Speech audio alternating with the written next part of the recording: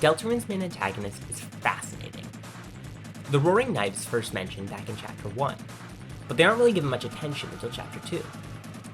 From Chapter 3 onward, they appear directly and cause all the problems at the end of the chapters.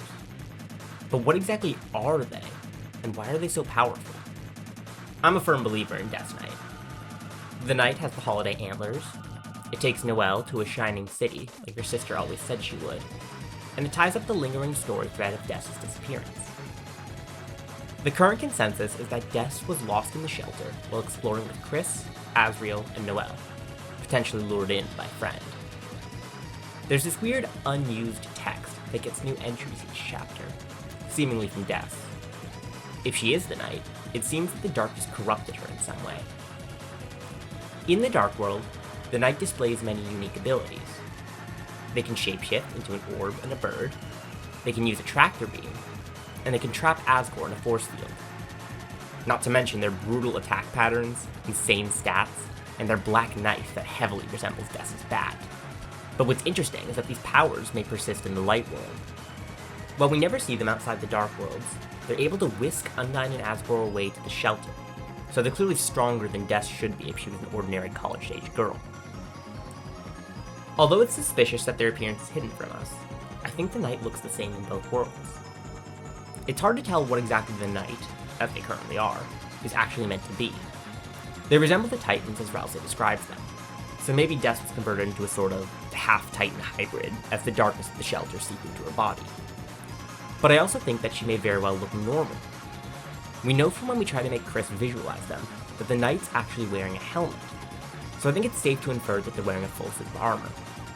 And this armor seems to be made entirely of black shards or shadow crystals. At the very least, chipping off a fragment of their black knife gives us a black shard. The weird guitar pick thing in the 1225 gotcha room is made of a similar black substance.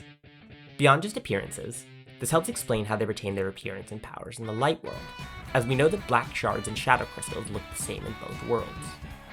But with what we know from Chapter 5, I think this explains why they're so strong in the Dark Worlds as well. When fighting Flowery, the knight mortally wounds him by seemingly ignoring his Dark World self and attacking his vulnerable Light World flower.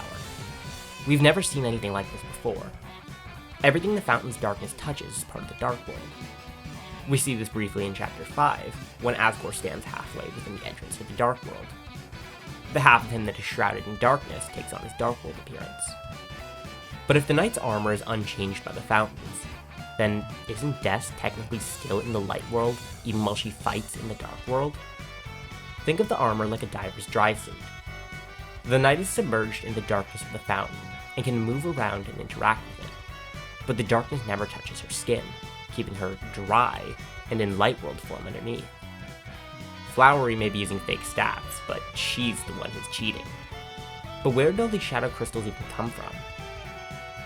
In the lead-up to Chapter 5, Toby released some incomplete dialogue from Sham revealing the shadow crystals to contain a power of will, more accurately called something.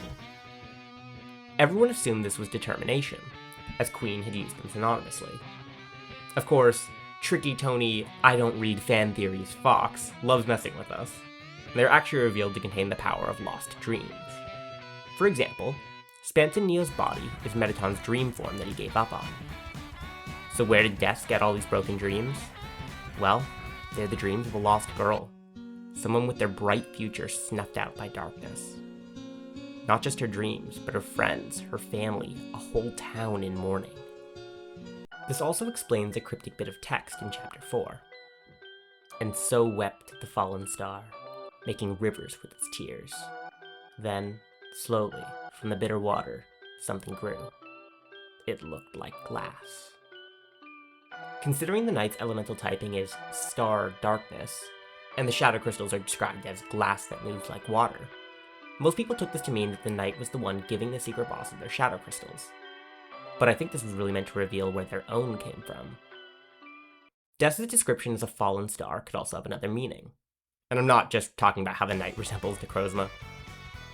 Death was a prominent musician.